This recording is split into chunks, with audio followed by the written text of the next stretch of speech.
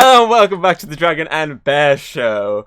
I thought I did the intro. I don't know if you got the joke I was going for there, Alex. I don't know if he was going to just carry on the same random shit, but I thought, it's worth something to try it as an intro.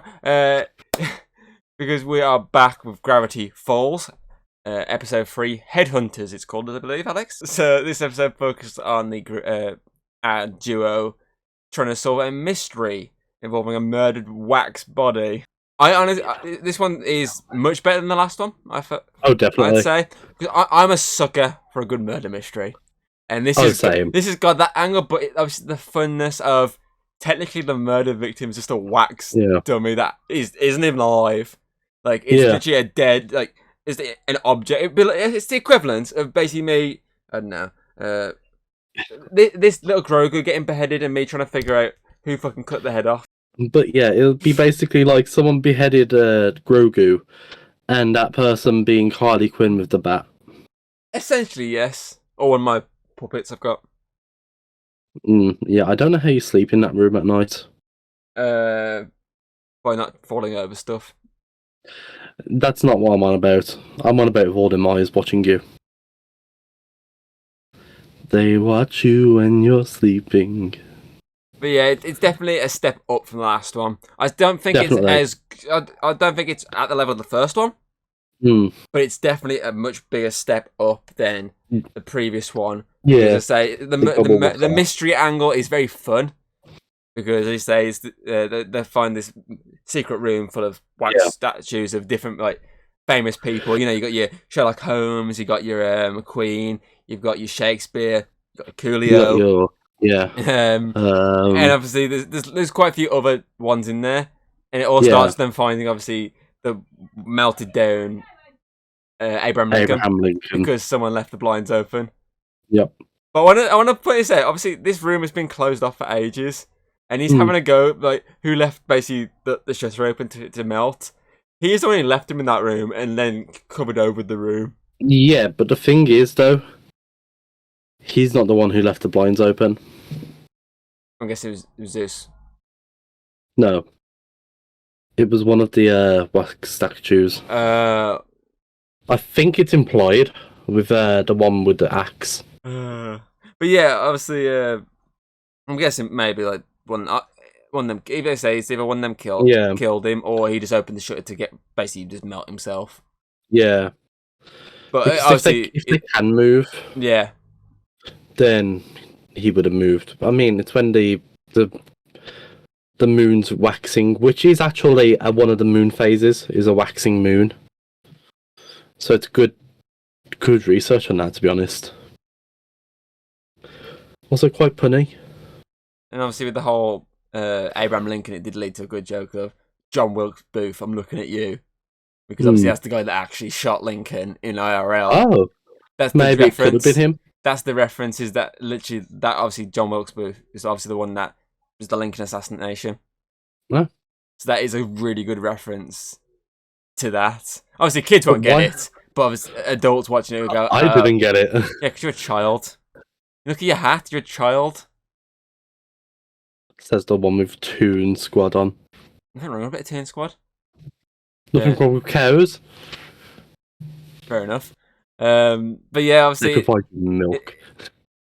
Obviously, that's the whole thing of them trying to track down who's killed.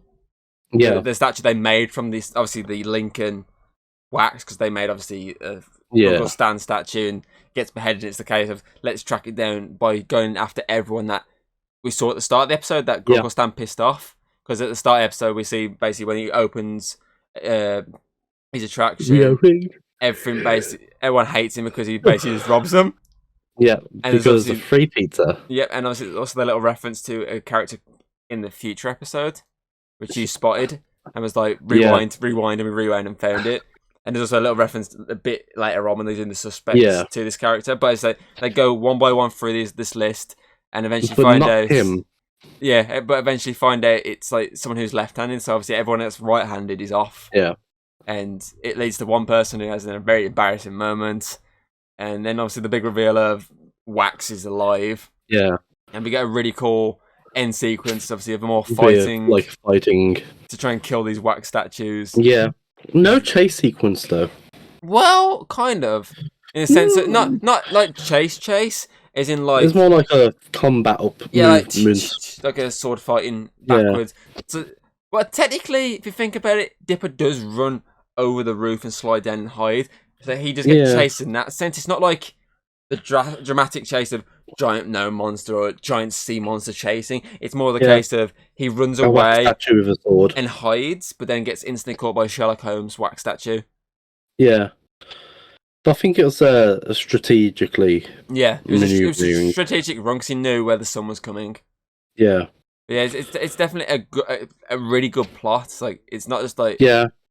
because a lot of the like, say for example the sea monster one I said there's literally like a Phineas and Ferb type plot of the exact same sort of thing. Yeah. It's Scooby Doo esque, but this whole legitimate wax statue it takes it back to the realism part of it. Yes, it's like the last one where it's not like pushing the plot forward. Mm. It's like a lot of episodes won't. They literally are just giving you an episode. One episode, episodic, like Yeah. Pokemon Journeys. But obviously, there is the little hints to stuff forward, like you said with the last one. There's little Yeah. stuff going forward. As I say, there's a character you see in the background of like one shot, which is someone heavily in For the another future. episode. Let's just walk back in. Oh God, she back. Yeah, she's back. She's sticking a finger up it. Yeah. But yeah, it's obviously it's not like a plot pusher, but it's a good. Essentially, if you think about it, the kind of filler episodes, if we're going to call it that way, is just an easy way of referring to it. But it's a filler, but it's kind of like an incontrovertible filler.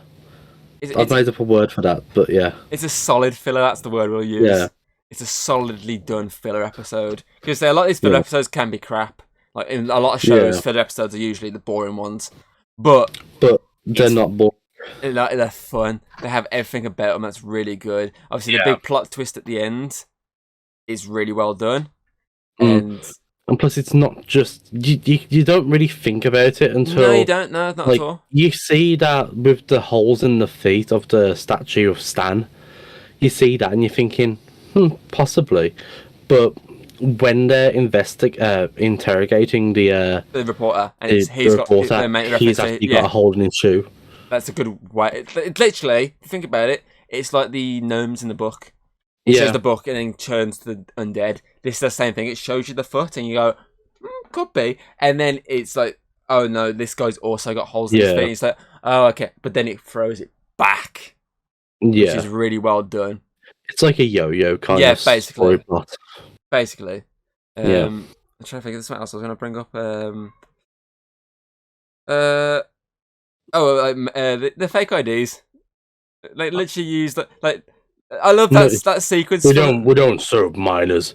Get it, nabbit. I love that sequence just for that joke of obviously when he says that you think it's them, them showing the IDs, but it's not. It's a legitimate minor that's just been booted out this big buff guy club. They come in like these and then really shittily made. The fake IDs with googly eyes. It's like, oh, we're here to interrogate this guy. They've got an axe in the bag and everything, and he lets him in. Obviously, he deals with the actual. For me. I do like. Obviously, he deals with the actual plot because he's the serious character. Dipper is. Yeah. While Mabel is literally befriending like this big, really gruff guy, and then you think, oh, it's not gonna go well for her. Really. And literally, next thing you cut to is obviously one of those paper fucking the ones that you like. Yeah, when you tap it, you're like, oh, you got this 1, 2, 3, 4, 5. Which one? That one. Just like that one. Like it's obviously that just shows how immature she is, but it's funny.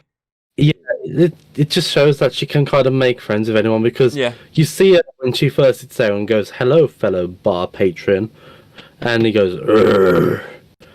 But she's got that kind of personality that like anyone can talk to. So in this one as well, it does a good job of showcasing the police a bit more because the last one you got a glimpse at them. But this one actually gives them a bit more into the plot because they're just basically idiots. And then maybe at this point they're basically idiots. Yeah. And like they're like, oh, you silly kids, like you silly goose. You think you're all bigger than us, and anymore. I'm gonna take a big long sip out my coffee. That stuff like that, it's like it gives you a bit more of these characters that you're gonna get to know a bit more. So I do like that they're showing these characters glimpses of them throughout, like little minor characters. Yeah, and then they're actually giving them a bit more of an episode. because it really builds up the character of them. It's really good storytelling. It's good writing, basically. Yeah. Please be a vampire. Please be a vampire. Is this the outro? No. But yeah, I like it, and plus, it's good. Yeah, all the little nods of everything so far. Like you even get like Old Man McGucket in again. Yeah, as a reporter. Oh, crazy town go, Old Man McGucket. That was when you obviously spotted the reference. Yeah. For a future character episode. Yeah. Do you see what I did there? It's a pun. It's hilarious because it is. Yes. I'm going to give it my rating. Go on then, son. Go on. I'm going to give it a 9. It's in the middle, like of the 2 so far. So 3 episodes so far. 10, 8, 9, and then 9. It was a very good episode. Like, solid. Solid as this wall I'm going to punch. I'm going to give it... as you say, I fucked myself over by just like alienated. Yep, you did. 9.7. I do really like this episode. It's definitely a top tier episode for me. It's really fun. The plot, I would say, I'm a sucker for these murder mysteries, and the way they handle it by having it basically essentially being like this murder involving a wax statue is really fun. Obviously, the play then of it's wax murdering wax. It's wax on wax crime. Yeah. That's really well done. I say it gives you a bit more of the cop characters and gives you a bit more personality to them, and it shows you a lot more of the town people as they're basically investigating them, trying to figure out who the killer is because they're left-handed, and it's like trying to figure out that way. It did a really good job of doing that. So yeah, I definitely think a 9.7 for me out of 10. Yeah, it's pretty standard. Basically, you basically have got a 1 out of 10 kind of policy going on, but it's like a 9.1 to 10. So you've kind of not fucked yourself over, but you kind of have. So essentially my lowest rating would be anything if I dropped it a slightly. 9. Well, technically, if I dropped it below a 9 to an 8.9, that'd be technically my lowest kind of rating I could give. And that'd be like a -1 for me. But at the moment, nothing's at that because 3 episodes in and they're really solid episodes. I'd say 1's the best, 3's the second best, and it's 2 easily. But yeah, obviously we know what's next. We know what the next episode is. We've pointed it. Obviously, I pointed out before we started recording. Little Gideon. The little reference from the last episode. Yeah. I'm always make sure you check the back of your papers. I'm looking forward to that one. I do remember that one being pretty funny. Yeah. So yeah. I hope you give it a big round of applause for next time, and make sure you give us a big like and subscribe. Leave a comment as well. Yeah, if you what your thoughts on the episode? Yeah. If you tell us how wrong Tom is. Which person you agree with more? Which side point side to more? Or if you don't side with either, your actual point rating. Exactly. But yeah, we hope you enjoyed, and we'll hopefully see you next week for the next episode. Actually, next week. Which is no, it's not next week. It's this week. It's like 2 a week. Oh, is it 2 a week? Okay. Yeah, it's going to be a lot quicker getting it through that way. Yeah, which is going to be the hand that rocks the Mabel. If it depends on how this lands, I think it is the same week. If not, it's I think this is the Tuesday episode. I can't remember. We'll see when it comes out. So yeah, we hope you enjoyed it. Sharply. See you next time. Peace. If you like what you've seen, don't be afraid to throw us a little like and subscribe. That's always very appreciated over here. And well, I'll see you on the next video.